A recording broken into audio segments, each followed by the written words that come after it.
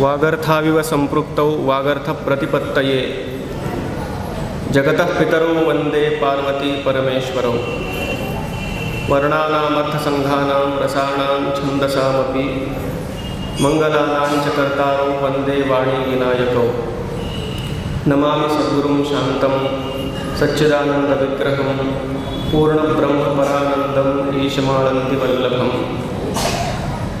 माधुर्यरसकल्लोलां शिवशक्त्यैकरूपिणीं अमृतानुभवार्थाय वन्दे ज्ञानेशनन्दिनीम् अखण्डानन्दसन्दोहो वन्दनात् यस्य जायते गोविन्दं तमहं वन्दे चिदानन्दतनुं गुरुं।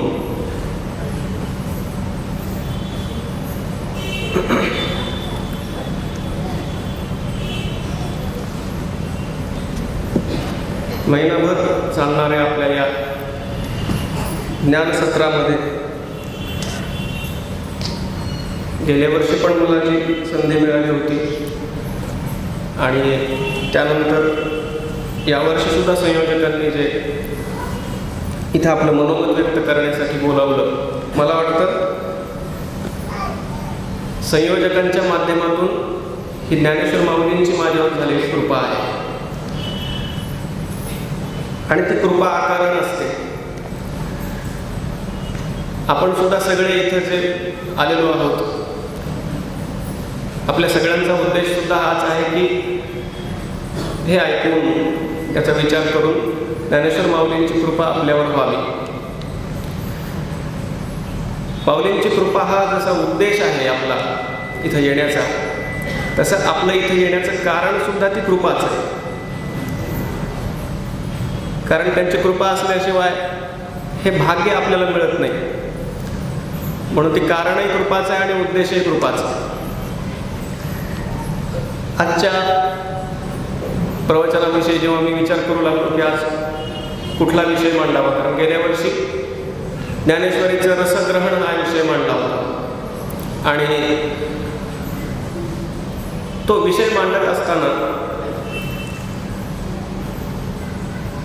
नामदेव रायांचं एक मी वचन सांगितलं होतं की नामा म्हणे ग्रंथ श्रेष्ठ ज्ञानदेवी एकतरी ओवी अनुभवावी. मग यावर्षी कुठला विषय घ्यावा असा विचार करत असताना ते चरण मला आठवलं आणि मी विचार करू लागलो की एकतरी ओवी अनुभवावी असं ते सांगितलंय की कुठली ओवी असू शकते. त्यात त्यांची कळकळ आहे की कुठली तरी एक ओवी घेऊन तिचं चिंतन केलं पाहिजे. पण मग अशी एखादी ओवी असू शकते का की ज्या ओवीच्या चिंतनानं जी ओवी कळली तर सगळी ज्ञानेश्वरी कळू शकेल.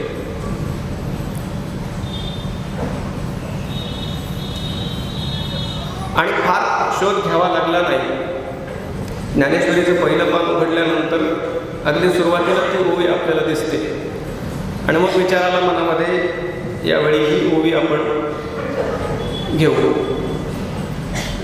ओम नमोजी आद्या वेद प्रतिपाद्या जय जय स्वसंवेद्या आत्मरूपा. या ओवीचं गारुड एवढं जास्त आहे सगळ्या विद्वानांवर की अजूनही या ओवीचं चिंतन चालू आहे. त्यामुळे एक प्रकारचं दडपण असतं मनावर की या अशा ओवीशी आपण,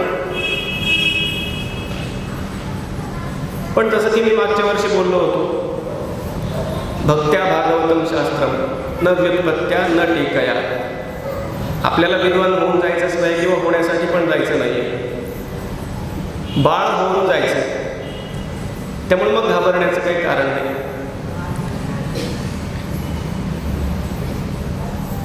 तसा या ओवीतला अर्थ खूप गंभीर आहे, सखोल आहे. कारण वेदांताचं सगळं सार त्यात आलेलं आहे. आधी फक्त थोडंसं आपण त्या ओवीबद्दल चिंतन करण्याआधी त्या ओवीची जरा तोंड ओळख करून घेऊ आणि ते तोंड ओळख करून घेण्यासाठी थोडंसं त्या ओवीला आपल्याला सोपं करावं लागेल. खरं तर हे असं म्हणणं हा सुद्धा प्रमाद आहे. कारण ह्या ओवीमध्ये जे सांगितलेलं आहे ते एका पातळीवरच आहे आणि त्या पातळीवर जाऊनच ते आपल्याला समजून घ्यावं लागतं. आपल्या पातळीला आपण ते आणू शकत नाही.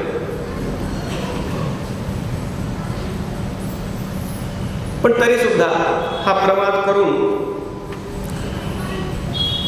त्या ओवीचा आधी आपण आशय बघू. ज्ञानेश्वरची पहिली ओवी आपल्याला सगळ्यांना परिचित आहे.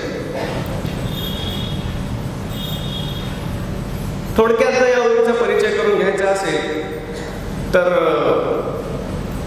असं बघा की आपण जेव्हा आपल्यामध्ये सोयरीक जुळवली जाते तेव्हा तो मुलीचा जो पिता असतो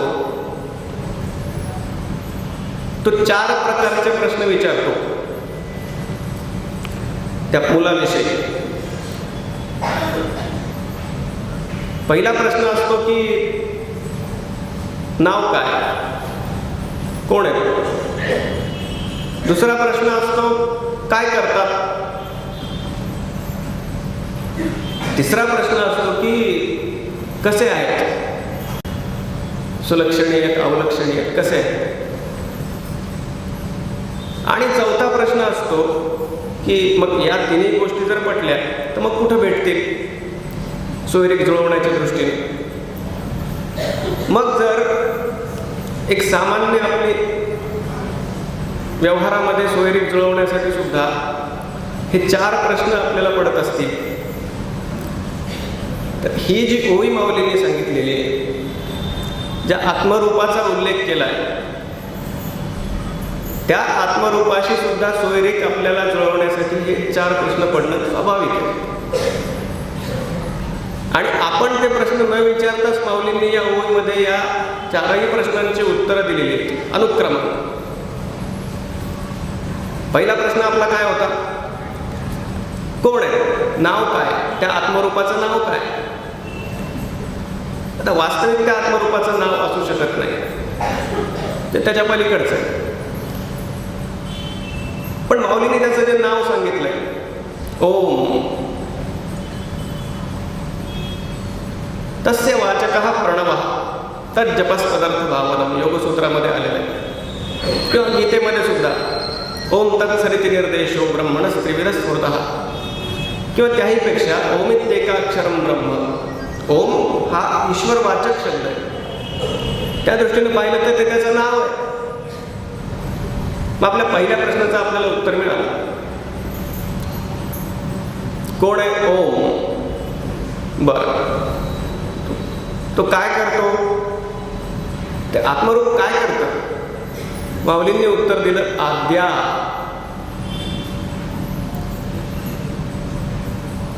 यतो वा इमानि भूतानि जायन्ते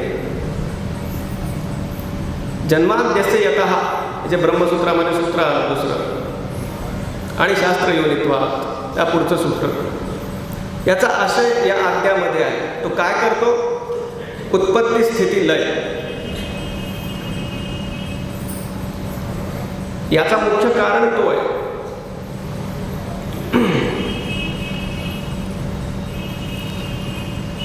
हे त्याचं काम आहे.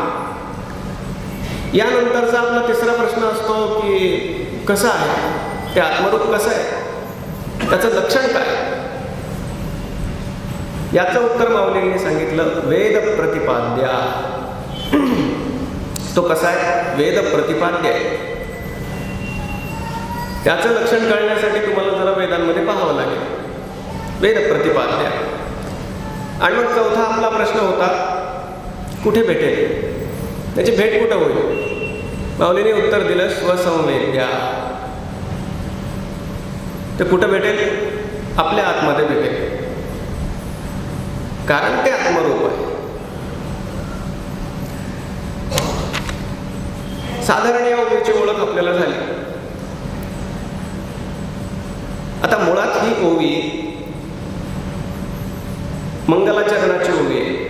आपल्याला माहिती आहे कुठल्याही ग्रंथाच्या सुरुवातीला मंगलाचरण असतं. मी आता सुद्धा सुरुवातीला जो श्लोक म्हणालो वागर्थावेव संपृक्तौ वागर्थ प्रतिपत्तये, तो रघुवंशाचा पहिला श्लोक आहे. कालिदासानं ते केलेलं मंगलाचरण आहे. उमा महेश्वर देवांची ती स्तुती आहे. प्रत्येक ग्रंथाला मंगलाचरण असतात. श्री गणेशाय नमः, श्री सरस्वत्यै नमः वगैरे वगैरे. त्या दृष्टीने पाहिलं तर हे पण मंगलाचरणच आहे. पण या मंगलाचरणाचं वैशिष्ट्य असं आहे की याच्यामध्ये कुठल्याही एका विशिष्ट देवतेची स्तुती नाही आहे. पुढे देवा तूची गणेशू वगैरे सगळं आलेलं आहे. पुढे सरस्वतीची पण स्तुती आहे, सद्गुरूंची स्तुती आहे, सगळ्या स्तुती पुढे आहेत. पण या पहिल्या श्लोकामध्ये, पहिल्या ओवीमध्ये कुठल्याही विशिष्ट देवतेची स्तुती नाही आहे.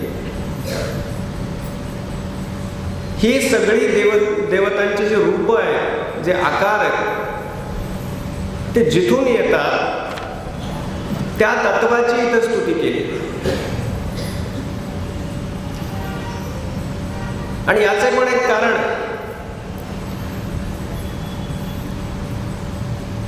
आपल्याकडे अनेक प्रकारचे संप्रदाय आहेत. शैव, वैष्णव, शाक्त, सौर, गाणपत्य, अनेक प्रकारचे संप्रदाय, अनेक प्रकारच्या उपासना पद्धती, देवाचे अनेक रूप.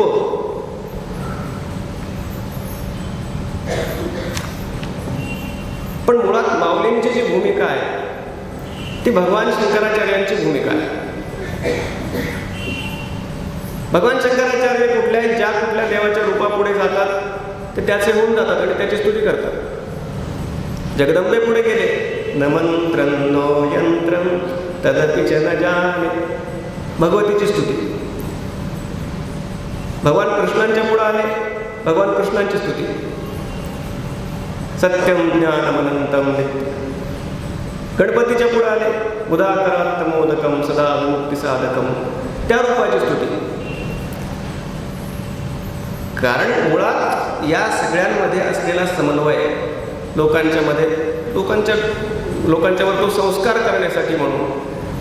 कारण शेवटी दोन काही नाहीच आहे, जे काय आहे ते सगळं एकम सत् विप्रा बहुधा वदंती. म्हणजे महिम्नात सांगितलं, रुचीनाम वैचित्र्या रुचिकुटिलनाना पतरुषाम नृणाम एको गम्यस्तमसि पयसा मरणव इव. शेवटी देव एक आहे, थोडक्यात सांगायचं तर.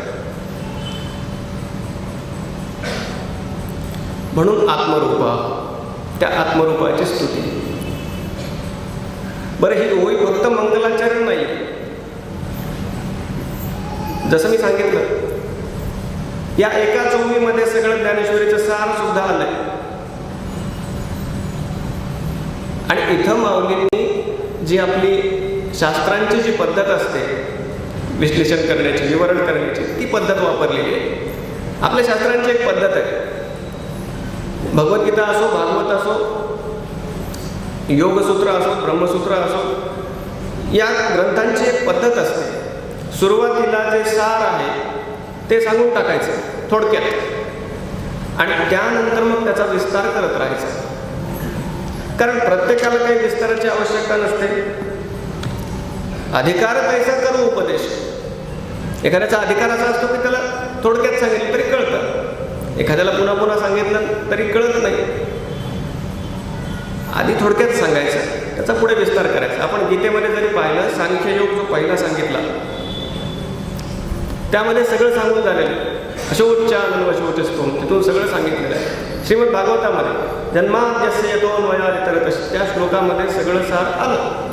सत्यम परम धीमहि, या श्लोकामध्ये सगळं चित्र स्पष्ट झालं. आता त्याचा सगळा विस्तार पुढच्या भागवतामध्ये आला. किंवा ब्रह्मसूत्र, अथातो ब्रह्मजिज्ञासा जन्माद्यस्य यतः शास्त्रयोनित्वात् तत्त्वसमन्वयात्, या 4 सूत्रांमध्ये ब्रह्मसूत्राचं ज्ञान समाविष्ट झालं. आता पुढे त्याचा विस्तार, जी काय 555 सूत्र आहेत त्यामध्ये. योगसूत्रात सुद्धा हीच पद्धत आहे. अथ योगानुशासनम योगश्चित्तवृत्ती निरोधः तदा द्रष्टस्वरूपे स्थानम वृत्ती सारूप्य मित्रत्व 3-4 सूत्रामध्ये पहिला योग दर्शन समाविष्ट झालं.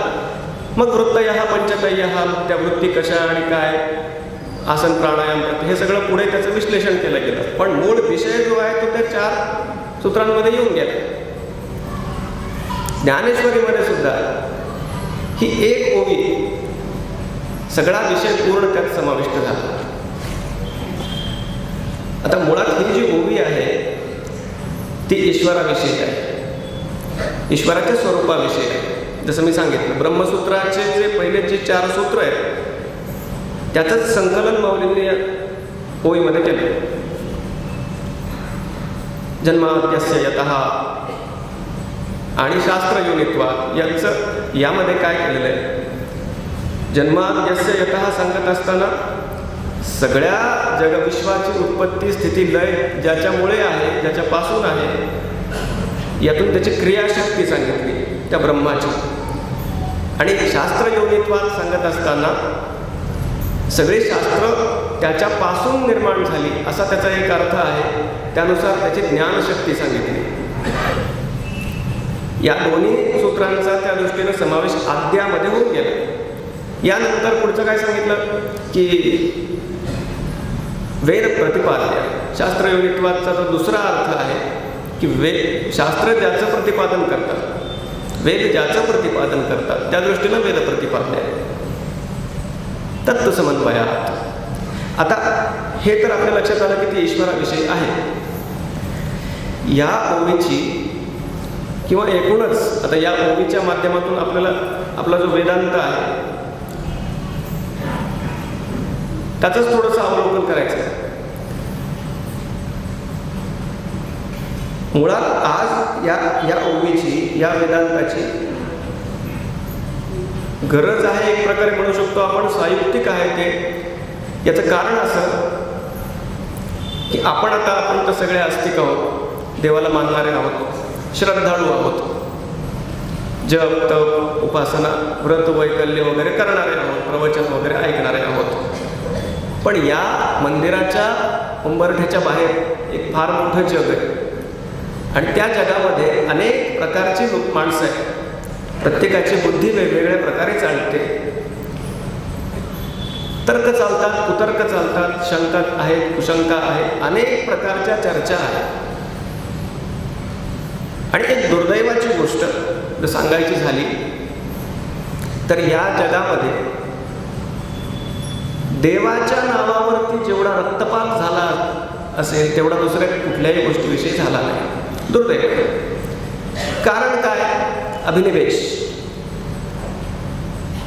घडलं काय त्या विषयात आपल्याला जायचं नाही, तो आपला विषय नाही.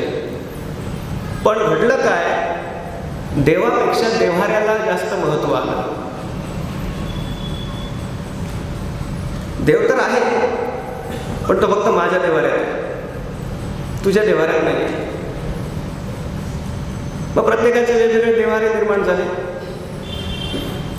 आणि मग एक एक प्रकारच्या चर्चा व्हायला लागल्या त्याच्यावर की मग देव कसा आहे. आधी तर ही चर्चा जे आस्तिक आहेत त्यांच्यामध्ये, नास्तिकांचा विचार सध्या सोडून द्या, की देव असेल तर तो कसा आहे. कोणी म्हटलं तो निर्गुण निराकार आहे, कोणी सांगितलं तो सगुण साकार आहे, कोणी सांगितलं तो निर्गुण साकार आहे, कोणी सांगितलं तो सगुण निराकार आहे. प्रत्येकाचं आपापलं मत, प्रत्येकाचं आपापलं आकलन. किंवा मग या पलीकडे जाऊन हे तर सगळे भेद आहेत, याच्यावर चर्चा चालत राहतील, इथून पुढेही चालतील. त्या भेदांविषयी कोणाला काही म्हणायचं नाही. या सगळ्या गोष्टी आपण स्वीकारलेल्या आहेत. पण मग त्याही पुढे जाऊन जसजशी विज्ञानाने प्रगती केली, नेहमीच्या आपल्या ऐकण्यातला विषय, नेहमीच्या आपल्या ऐकण्यातल्या चर्चा विज्ञान आणि अध्यात्म, म्हणजे ते टी व्हीवर तर ते पाहून आपण कित्येकदा पाहिलेलं आहे, तो वाद पाहिलेला आहे आपण. आणि मग त्यावर होणारी चर्चा की देव जर आहे तर तो मग कसा आहे, किंवा तो जर असेल तो दिसत का नाही, आणि तो जर असून दिसणार नसेल तर त्याचा असण्याचा काय उपयोग आहे, आणि तो जर नसेलच तर त्याच्याबद्दल विचार करण्याचा काय उपयोग आहे. अशा चर्चा चाललेल्या असतात. आणि मग काय होतं, जे आपण श्रद्धाळू लोक असतो तर प्रत्येकाच्या श्रद्धेचं जे प्रमाण असतं ते व्यक्तिपरत्वे वेगवेगळं आहे, कमी जास्त असतं. श्रद्धा तर असते, पण ज्या वातावरणात आपण जातो आपण तसे होऊन जातो, कारण मन चंचल आहे. बुद्धी आपल्याला आपली केव्हाही धोका देते. पटकन मनामध्ये काहीतरी संशय येतो की मग हे बरोबर आहे की ते बरोबर आहे असं वाटतं. ती वस्तुस्थिती आहे. शंका येते, संशय येतो, पुन्हा आपण आपल्या मनाला समजावून सांगतो की नाही असं करतो. शंका घ्यायची नाही. आपली श्रद्धा ती असली पाहिजे, आपण स्वतःला समजावून सांगतो, पण परत शंका येते. या सगळ्या अशा प्रकारच्या कात्रीमध्ये आपण सापडतो. एकीकडे बुद्धी ओढते, दुसरीकडे श्रद्धा, आणि मग निर्णय होऊ शकत नाही. आणि इथून पुढं जी पुढची पिढी असेल ते अजून जास्त प्रश्न विचारतील या सगळ्या गोष्टींवर. आणि मागच्या पिढीच्या बाबतीमध्ये जरी त्यांना एवढं सांगितलं तरी पुरेसं होतं की हे सांगितलंय ना तसं करायचं, त्याच्या पुढे प्रश्न विचारायचा नाही, आणि लोक श्रद्धा ठेवायचे. इथून पुढे असं असणार नाही. इथून पुढे प्रत्येक प्रश्नाला उत्तर हे द्यावं लागणार आहे. आणि मुळात खरं सांगू का, आपल्या बुद्धीला जर प्रश्न पडत असतील तर त्यात वाईट काहीच नाही. बुद्धीला पडलेल्या प्रश्न पडणं हा काही अपराध नाही आहे. त्या प्रश्नाचं प्रामाणिकपणे उत्तर शोधण्याचा प्रयत्न न करणं हा अपराध आहे. आणि मी माझं सांगत नाही, माझ्या मनचं सांगत नाही, ही आपल्या शास्त्रांची दृष्टी आहे. आपल्याकडे बुद्धीची उपेक्षा कधीही झाली नाही. आपण शंकांविषयी बोलतोय, मनातल्या संशयांविषयी बोलतोय. समोरच्याच्या मनात सुद्धा ज्या शंका येणार नाहीत अशा शंका भगवान शंकराचार्यांनी त्यांच्या ब्रह्मसूत्रावरच्या भाष्यामध्ये स्वतः उपस्थित केल्या. त्या पूर्वपक्ष म्हणून समोर ठेवल्या आणि उत्तर पक्ष म्हणून त्याचं खंडन केलं. ज्या समोरच्याला पण शंका येणार नाहीत अशा शंका उपस्थित केल्या. आणि बघा ना, आपली सगळी शास्त्र जी आहेत ना, मग त्यामध्ये पार्वती महादेवांना प्रश्न विचारते, तिथून एक शास्त्र निर्माण होतं. मैत्रेयी याज्ञवल्क्यांना प्रश्न विचारते, नचिकेता यमाला प्रश्न विचारतो, अर्जुन कृष्णाला प्रश्न विचारतो, आणि अतिशय मोकळेपणाने विचारतो. त्यामुळे प्रश्न विचारण्याचं स्वातंत्र्य आहे. बुद्धी पूर्णपणे चालवावी. आणि मुळात कसं आहे, यातली खरी गोष्ट ही आहे, आपण श्रद्धा किती जरी म्हटलं ना, बुद्धीच्या पोटात जोपर्यंत हे सगळे शंकांचे कावळे ओरडत असतात तोपर्यंत श्रद्धा बाळसं धरत नाही. म्हणून ती बुद्धीची भूक भागवली पाहिजे. आणि वेदांताने ती भागवली. वेदांत समोर उभा राहिला, कुठल्या शंका आहेत विचार. आणि कुठल्याही शंकांनी प्रश्नांनी आपण व्यथित होण्याची गरज नाही. यासाठी कारण जगात माणूस जेवढा विचार करू शकतो आणि विचार करून करून करून त्याच्या मनामध्ये जेवढ्या काही शंका उपस्थित झाल्या, होत आहेत आणि होतील, त्या सगळ्यांची उत्तरं ऋषींनी देऊन ठेवलेली आहेत असा विश्वास आपल्या मनामध्ये पक्का असला पाहिजे. ती श्रद्धा असली पाहिजे. आणि हे मी परत सांगतो, माझं नाही सांगत, ज्ञानेश्वर कन्या प्रज्ञाचक्षु संत श्री गुलाबराव महाराज असं म्हणायचं. युक्तीनं पटवून देणं हा माझा बाणा आहे, हे त्यांचं वाक्य होतं.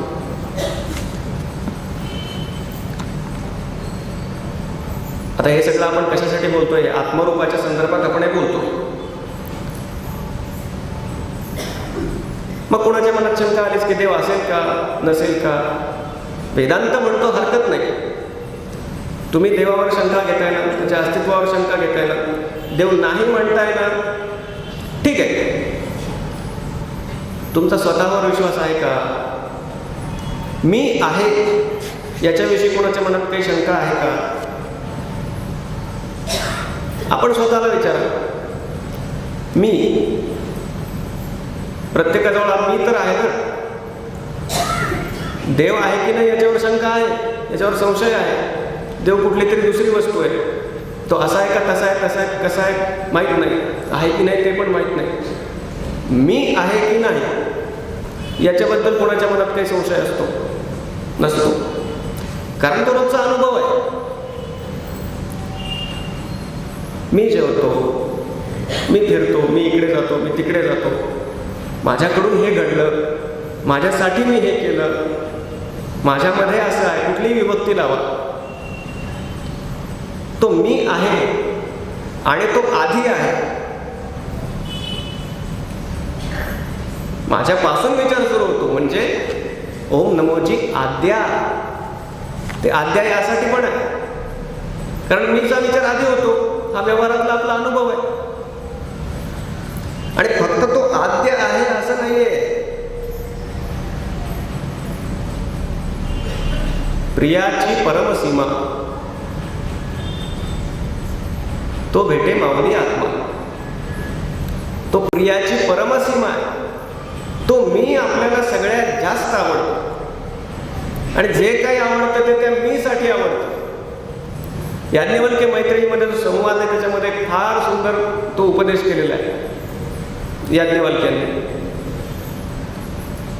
नवा अरे पत्युः कामाय पतिः प्रियः भवत्यात्मनस्तु कामाय पतिः प्रियः भवति. नवा अरे पुत्रस्य कामाय पुत्रः प्रियः भवत्यात्मनस्तु कामाय पुत्रः प्रियः भवति.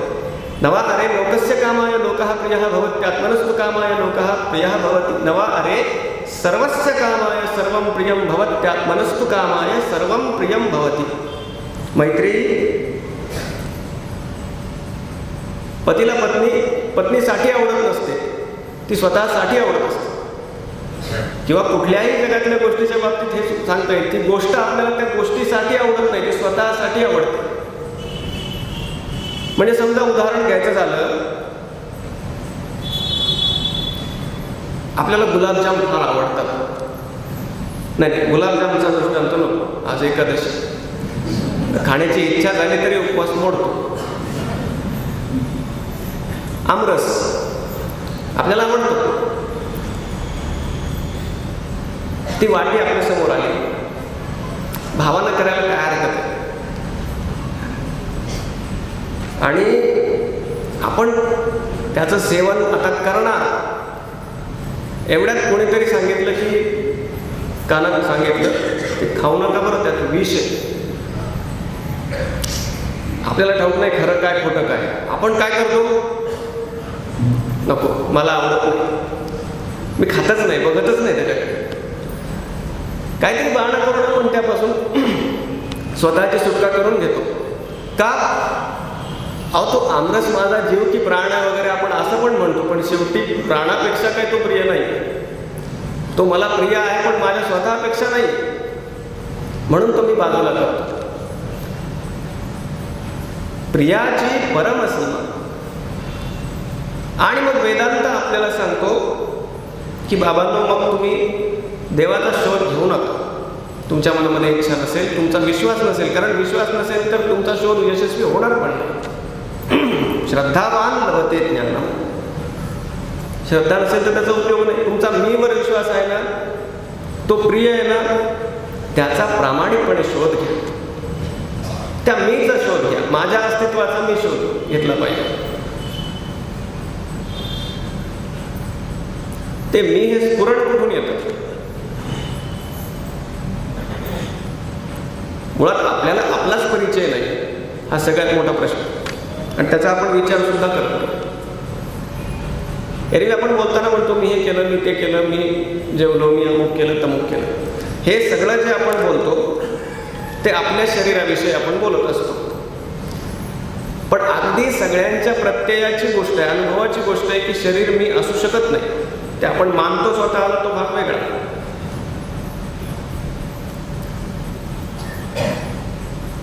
पण उल्लेख सुद्धा आपण करताना माझं शरीर असं करतो, मी शरीर असं म्हणत नाही. किंवा एखादा कुणी वैकुंठवास झाला कुणाचा, तर हे त्यांचं पार्थिव असं म्हणतो. पण तो जो होता तो कोणीतरी वेगळा आहे, ही आपल्या अनुभवाची गोष्ट आहे. म्हणून मी शरीर नाही हे तर नक्की आहे. 5 स्तरांवरचं आपलं ते आयुष्य, 5 कोश जे सांगितले गेले, अन्नमय कोश, प्राणमय कोश, मनोमय कोश, विज्ञानमय कोश आणि आनंदमय कोश. आता काही जणांचं म्हणणं आहे की त्यातला जो आनंदमय कोश आहे तोच आत्मा आहे. भगवान शंकराचार्यांनी त्याचं खंडन केलं आणि जाता जाता ते पण सांगून जातो, आत्मा आनंदमय नाही, तो आनंद आहे. आनंदमय असणं वेगळं आणि आनंद असणं वेगळं. असो, तर मी तो कोश नाही मी. पण मग हा अनुभव घेण्यासाठी आपल्याला एका पातळीवर जाऊन विचार करावा लागतो.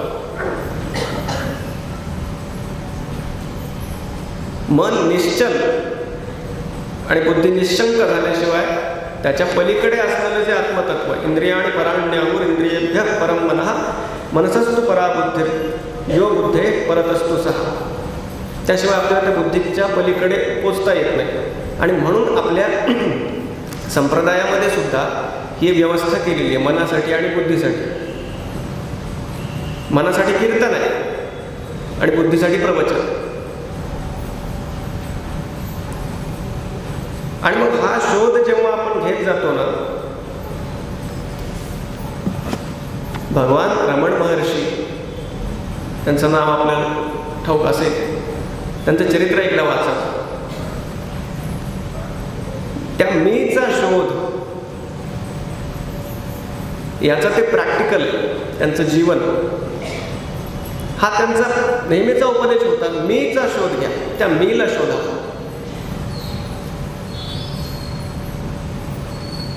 त्यांचा एक फार सुंदर श्लोक आहे.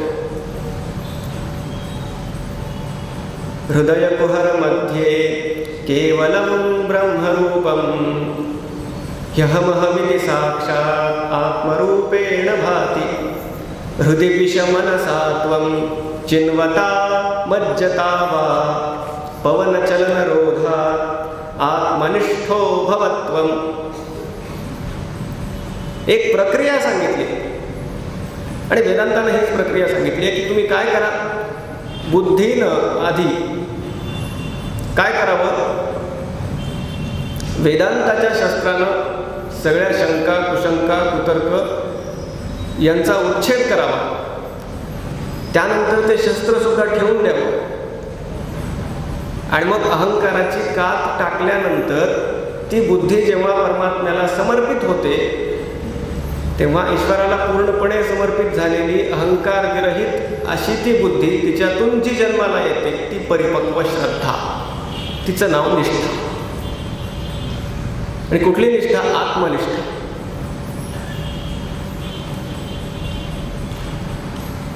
म्हणजे योगीश्री अरविंद त्यांनी सुद्धा ज्या 3 टप्पे सांगितले साधनेचे, ॲस्पिरेशन, रिजेक्शन आणि इंटेलेक्च्युअल सरेंडर. आधी भगवंताविषयीची तीव्र इच्छा, तळमळ, त्यानंतर त्याच्या विरोधात ज्या कुठल्या गोष्टी आहेत त्यांचा त्याग करण्याची तयारी, रिजेक्शन, आणि शेवटचा जो टप्पा आहे तो हाच आहे, इंटेलेक्च्युअल सरेंडर. मग असं हे आत्मरूप.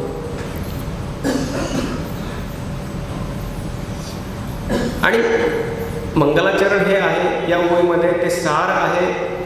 यामध्ये एक प्रकारे फल सुद्धा सांगितलेलं आहे की गीतेचं अध्ययन आपण करतो त्याचं फल काय, जे शेवटी उपसंहारामध्ये आलेलं आहे ज्ञानेश्वरीत सुद्धा, की ते हे गीता नाम विख्यात सर्व वाङ्मयाचे मथित आत्मा जेणे हस्तगत रत्न होय.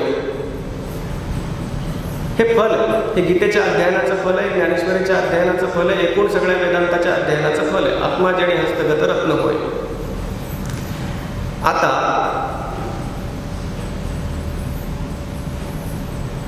मुळात ही जी संकल्पना आहे, हस्तगत रत्न होय, याचा आपण थोडासा विचार करू. आपल्याकडे एक पद्धत आहे वेदांतामध्ये, एक दृष्टांत दिला जातो.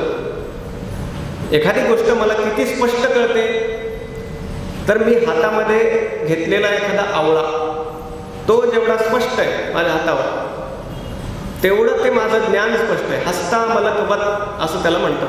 हातात घेतलेला आवळा जेवढा स्पष्ट आहे, खरा आहे माझ्या हातातला, तेवढं ते ज्ञान स्पष्ट आहे असं म्हणण्याची पद्धत आहे. पण माऊलींनी आत्म्याविषयी बोलताना इथं हस्तगत आवळाचं हे नाही वापरला, शब्द नाही वापरला. हस्तगत रत्न होय.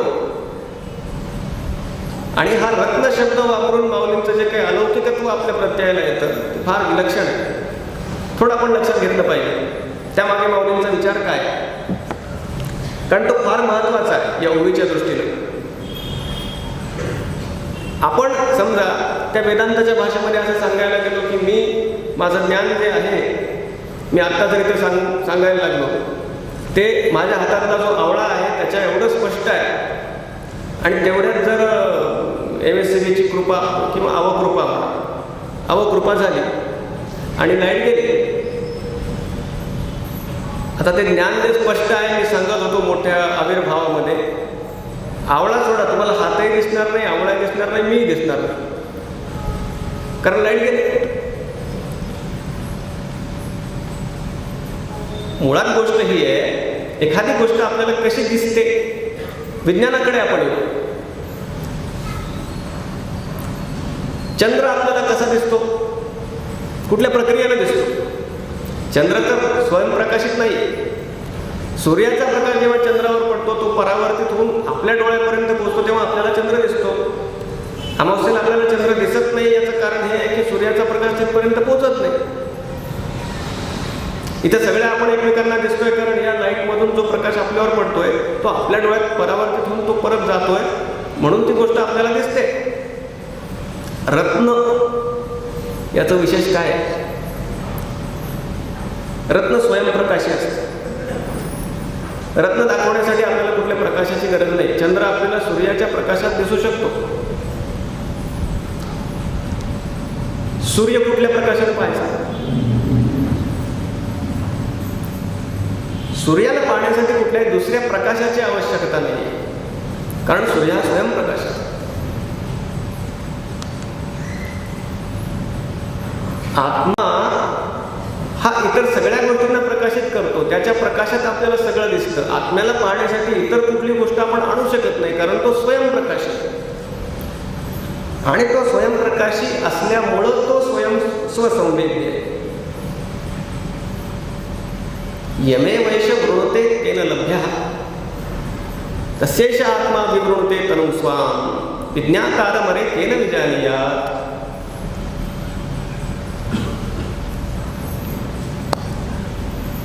एक असतो पाहणारा, एक असते वस्तू जी पाहिली जाते, आणि एक असते पाहण्याची क्रिया. द्रष्टा, दृष्टी आणि दृश्य, तीन गोष्टी आहेत. आता ते दृश्य जे आहे ते आपण द्रष्टाच्या माध्यमातून पाहू शकतो.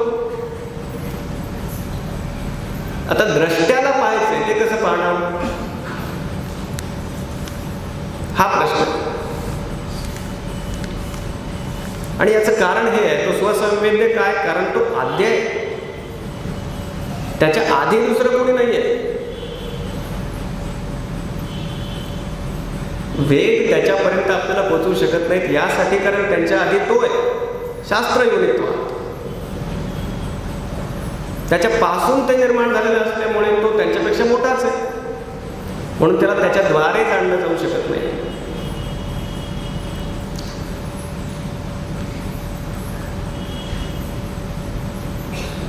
तो आद्य आहे, स्वसंवेद्य आहे.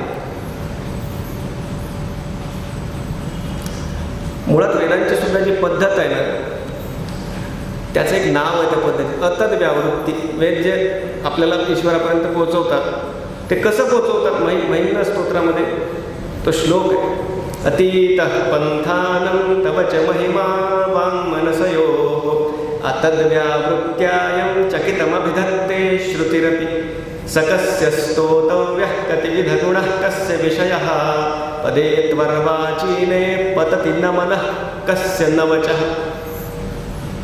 कवी पुष्पदंत म्हणतात तुझ्यापर्यंत वाणी पोहोचूच शकत नाही कुणाची, काय तुझी स्तुती करावी, कशी करावी. मग खरं मला पण प्रश्न पडतो, माऊलींनी नमोजी असं कसं काय म्हटलंय. तर हरकत नाही प्रश्न पडला तर. लहान बाळाला प्रश्न पडू शकतो आईबद्दल, आईला त्याचं पण कौतुकच वाटतं. पण पुढे माऊली म्हणतं, कारण कसं आहे, मला कोणी भेटलं मी त्याला नमस्कार करेन, कारण तो आणि मी दोन आहेत.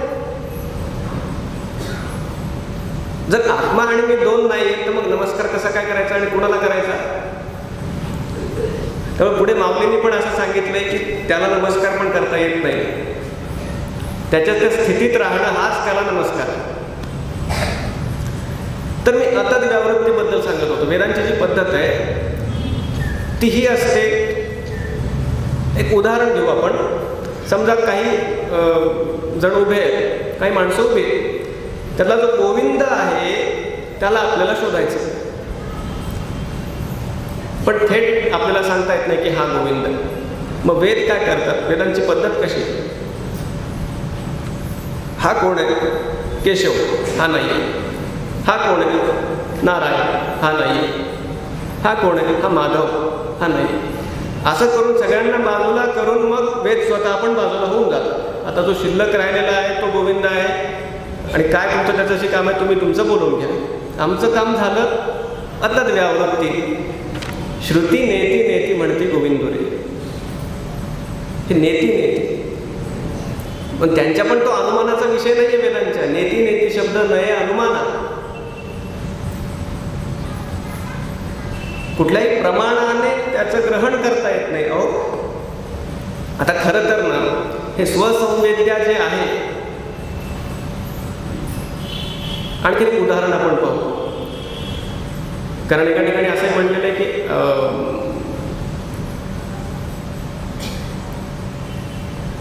भेटे माऊली आत्मा, भेटे. आता तो वेगळा नाहीये तर भेटे असं कसं काय आलं. कसं आहे, एक श्रीमंत स्त्री असते आणि ती काहीतरी शोधत असते घरामध्ये. इकडे शोधते, तिकडे शोधते, सगळीकडे शोधते. नोकर चाकर तिला विचारतात, तो काय शोधताय. तिचा दागिना हरवलेला असतो आणि महागमोलाचा दागिना. ती बाकीचे सगळे कामं, पंख्याचं बटन सुद्धा लावायला नोकरांना सांगत असेल, पण दागिना ती कुणाला शोधायला सांगणार नाही. तो शोध तिला स्वतःच घ्यायचा. तिच्यासाठी तो दागिना स्वसंवेद्य आहे. मग ती शोधते, इकडं तिकडं तिकडं इकडं सगळीकडे शोधते. त्रस्त झाली, कोणाला सांगत पण नाही काय शोधते. शेवटी तिचा पती येतो, ते शेठजी येतात. काय शोधताय काय एवढं. ती म्हणते दागिना. ते मोठ्याने सांगायचं पण नसतं काय शोधतं. ते शेठजी डोक्यावर हात मारून घेतात आणि एक आरसा आणून तिच्या समोर धरतात. आणि ते आरशात जेव्हा पाहते, अरे आता गळ्यातच आहे माझ्या. थोड्या वेळापूर्वी ती अस्वस्थ होती, त्रस्त होती, सगळं जगबुडी झाली की काय एवढं दुःख तिच्या चेहऱ्यावर होतं. आता तिचा चेहरा एवढा फुलला. हरवला होता का दागिना. आता मुळात गोष्ट अशी आहे, आपण वेदांताला प्रश्न विचारतो, शोधल्याशिवाय सापडणार कसं. वेदांत आपल्याला प्रतिप्रश्न विचारतो, हरवल्याशिवाय शोधणार कसं. शोधल्याशिवाय सापडणार नाही आणि हरवलं तर शोधता येईल ना. आत्मवस्तू नित्य प्राप्त आहे. आता यात आपण आता अशा ठिकाणी येऊन पोचलोय की जिथून पुढे आपल्याला इतर कुठलाही ग्रंथ नेऊ शकत नाही. अमृतानुभवाचंच बोट धरून आपल्याला पुढे जावं लागतं. इथून पुढे अमृतानुभव, स्वसंवेद्या. इतर कुठल्याही प्रमाणानं परमात्म्याचं आत्म्याचं आकलन होत नाही. हे सांगण्यासाठी माऊलींनी प्रकरण अमृतानुभवामध्ये लिहिले. शब्दखंडन फार सुंदर सुंदर त्यात त्यांनी उदाहरणं दिलेली आहेत. ते म्हणतात एखादं दृश्य आपण पाहू शकतो, डोळ्याला कसं पाहणार.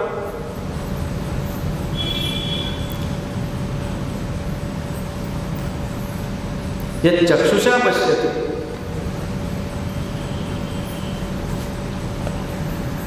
असो, तर मुद्दा आपल्या हा लक्षात आला की कुठल्याही इतर प्रमाणाने त्याला पाहता येत नाही. तो आद्य आहे, स्वसंवेद्य आहे. आता आपली अवस्था थोडी अशी झालेली असते, एकीकडे आद्य म्हणजे त्याचं फार मोठं महात्म्य सांगितलंय, म्हणजे तो खूप दूरचा आपल्याला वाटायला लागला. सगळ्या जगाचा निर्माता आणि सगळ्या वेदांचा निर्माता आहे, एवढा तो मोठा आहे, दूर वाटायला लागला. आणि दुसरीकडे मग लगेच सांगितलं तो तर स्वसंवेद्य, अरे तो तर तुम्हीच आहे, एकदम जवळ, तद दूरे तदो अंतिके. आणि विज्ञान सांगतं आपल्याला खूप दूरची गोष्ट पण स्पष्ट दिसत नाही आणि खूप जवळची पण गोष्ट स्पष्ट दिसत नाही. आपल्या डोळ्यांची ती रचनाच तशी आहे. मग देवाला पाहायचं तरी कसं शेवटी? असं म्हणून शेवटी आपण मुग्ध होऊन जातो, नमस्कार करून घरी निघून जातो. ही आपली अवस्था होईल हे माऊलींना माहिती आहे, कारण ती माऊली आहे.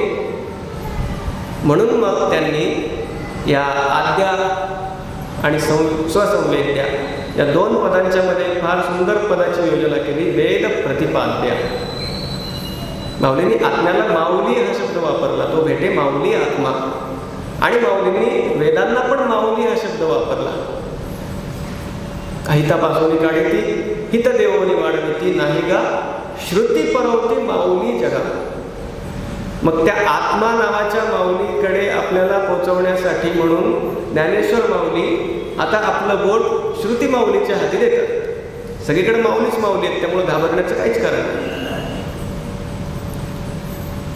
मग वेद प्रतिपाद्या, की वेदांनी त्याचं प्रतिपादन केलेलं आहे, त्यामुळे तुम्ही आता वेदांकडे जा. वेद प्रतिपाद्यो जो ईश्वरू तो होवावया लागी गोचरू. स्वाध्याय याचं लक्षण सांगताना 16व्या अध्यायामध्ये वेद प्रतिपाद्यो जो ईश्वरू तो होवावया लागी गोचरू श्रुतीचा निरंतर अभ्यासू करणे. वेदांचा अभ्यास, वेदांचा अभ्यास केल्यानंतर वेद काय करतील? आता फायनल जी एक्झाम आहे त्या आत्मतत्वाची, तिथं आपल्यालाच द्यायची आहे. त्याची कोणी तयारी करून घेणार नाही, तिथं आपल्यालाच तिथं जाऊन त्याला भेटायचं. मग वेद काय करतील? एंट्रन्स एक्झाम आपल्याला क्लिअर करून देतील. आजच्या भाषेत सांगायचं झालं तर एंट्रन्स एक्झाम कुठली? अथातो ब्रह्मजिज्ञासा. याचं अथ शब्दाचं चिंतन करत असताना असं चिंतन झालं की हा अथ शब्द जो आहे तो अनंतर्य वाचक आहे, कशाच्या तरी नंतर. मग कशाच्या नंतर? तर नित्यानित्य वस्तू विवेक, ह्या मूत्र फलभोग विराट, विवेक वैराग्य, शमदमादी षट संपत्ती आणि मुमुक्षुत्व, या 4 गोष्टी असल्यानंतर ती एंट्रन्स एक्झाम आहे. थोडक्यात वेदांकडे जाऊन आपल्याला ते शिकायचं. आणि हे जे आहे ना, श्रुतीचा निरंतर अभ्यास करणे, हेच शंकराचार्यांनी सुद्धा सांगितलं. वेदो नित्यमधीयताम, त्यांनी तर एक प्रक्रिया सांगितली. घडी थांबवते.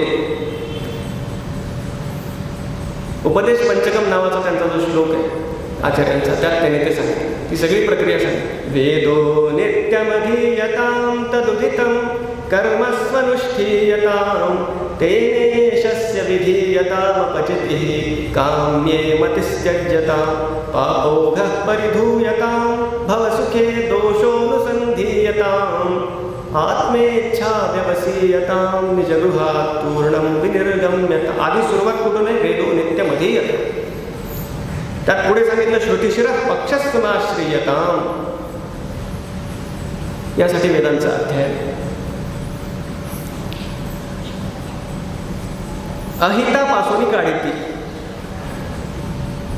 याकडे जर आपण लक्ष देऊ. वेद प्रतिपाद्या तो आहे, वेदांकडे आपल्याला जायचंय. वेद काय करतील? अहितापासून आपल्याला काढतील. हे अहित कुठलं असतं हे पण जरा पाहून ठेवलं पाहिजे. औषधांच्या साईड इफेक्ट पण पाहून ठेवले पाहिजे. अहित कसं होऊ शकतं? वेदाधारित भक्ती कशामुळे असली पाहिजे? कारण भ्रांत होण्याची शक्यता असते. मुळात 3 सत्ता मानलेल्या आहेत अध्यात्मामध्ये, वेदांतामध्ये. एक आहे व्यावहारिक, एक आहे प्रातिभासिक आणि एक आहे पारमार्थिक. आपण जगतो ती व्यावहारिक सत्ता आहे. व्यावहारिक जगात आपण जगतो, जेवतो, खातो, इकडं तिकडं फिरतो, ते सगळं. आणि त्या मोह निद्रेतून जागा झाल्यानंतर आपल्याला कळतं की जगच स्वप्न आहे. थोडासा तो गहन विषय, पण या 3 सत्ता आहे. पण आपण करतो काय? त्या पारमार्थिक विषयाला आपण व्यवहारात थेट लागू करायला जातो. मग पंचायत कशी होते? ब्रह्मसत्यम जगन्मिथ्या. ब्रह्मसत्यम एवढं एक जणांनी ऐकलं. तो रस्त्यावरून चालायला लागला आणि समोरून एक हत्ती येत होता. त्यानं एका महाराजांकडून ऐकलं ब्रह्मसत्यम. तो म्हणतो त्या हत्तीत तेच ब्रह्म आहे, माझ्यात तेच ब्रह्म आहे, कशाला ते ब्रह्म मला काय करेल. तो हत्ती समोर गेला. हत्तीनं त्याला लाथाडली. जाऊन पडला नेमका महाराजांच्या जवळ. महाराजांना म्हणे महाराज असं कसं सांगितलं ब्रह्मसत्यम. मग त्याच्यातही ते ब्रह्म आहे, माझ्यातही ब्रह्म आहे, तर ब्रह्माने ब्रह्माला कसं काय मारलं. महाराज म्हणाले अरे भल्या माणसा, तुला त्या हत्तीतलं ब्रह्म दिसलं, बाजूला सारखं म्हणणाऱ्या माहुतातलं नाही दिसलं. व्यवहारात हे सिद्धांत असे लागू नाहीत होत. ही भ्रांती आहे ना. आता त्या हत्तीचं आठवलं उदाहरण, वेळ थोडासा कमी आहे पण जगन्मिथ्याबद्दल सुद्धा एक सांगून टाकतो. भगवान शंकराचार्य पण काशीच्या रस्त्यावरून जाऊ लागले म्हणे, ऐकलेलं आहे. आणि असंच एक हत्ती, आता हत्ती हा प्राणी असा त्याचं कधी पण डोकं फिरतं. तोही असाच मस्तवानपणे जाऊ लागला. सगळे पळाले, शंकराचार्य पण पळाले. एक जणाने ते पाहिलं, त्यांनी त्यांना गाठलं शंकराचार्याला. का म्हणे महाराज जगन मिथ्या, मग हत्ती पण मिथ्या. शंकराचार्य म्हणाले मग पळणं पण मिथ्या,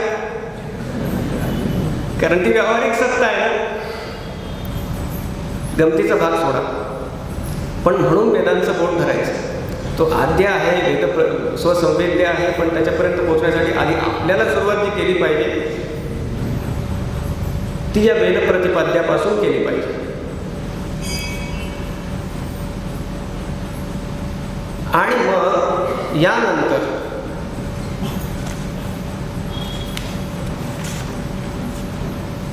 आपण जरी या ज्ञानाची कास धरली, वेदांचं अध्ययन पण केलं आणि श्रवण मनन निधिध्यासन सगळं केलं, एक पातळी अशी येते. मी हे यासाठी सांगतोय कारण आपण असं सांगितलेलं आहे की वेदांचं ज्ञान, कुठलंही शब्द ज्ञान आपल्याला तिथपर्यंत पोचवू शकत नाही. यतो वाचो निवर्तन्ते अप्राप्य मनसा सह, तिथपर्यंत त्यांनी पोचता येत नाही. मग हे ज्ञान सुद्धा एका पातळीवर जाऊन सुटावं लागतं.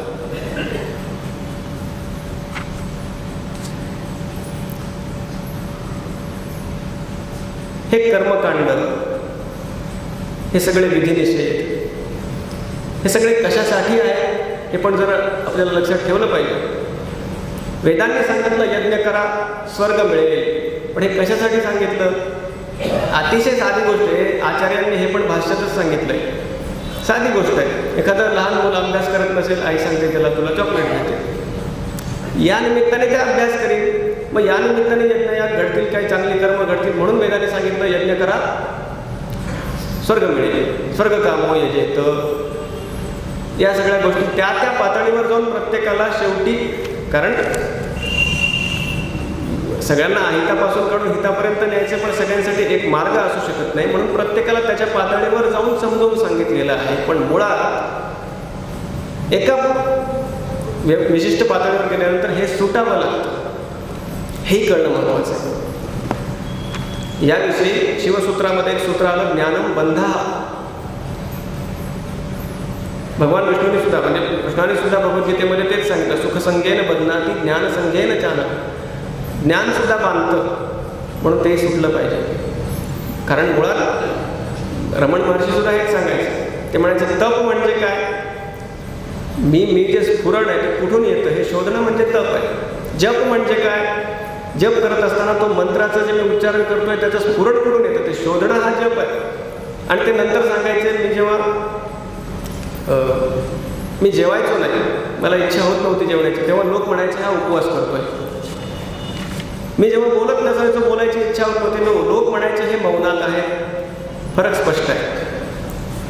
आज उपवास आहे, आज जेवायचं नाही, ही आपली अवस्था आहे. आणि जेवत नाहीत म्हणून उपवास ही त्यांची अवस्था आहे.